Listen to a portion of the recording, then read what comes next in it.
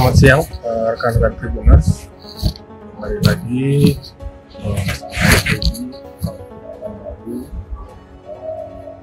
kali ini saya tetap berada di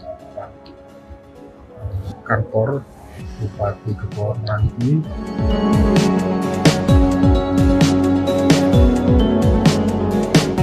Syederalun Bupati Nonaktif Meranti M. Adil mengakui bahwa ia telah menggadaikan kantor pemerintah senilai 100 miliar rupiah.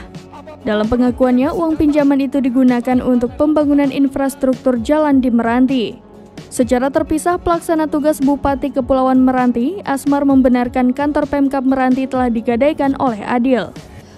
Asmar saat dihubungi wartawan melalui sambungan telepon pada Jumat 14 April 2023 mengatakan yang digadaikan oleh Bupati Meranti Nonaktif M. Adil yakni Mes Dinas PUPR Meranti dan kantor Bupati. Asmar menyebut aset bangunan dijadikan jaminan pinjaman ke Bank Riau Kepri senilai 100 miliar rupiah. Asmar menambahkan aset bangunan itu digadaikan Adil pada tahun 2022.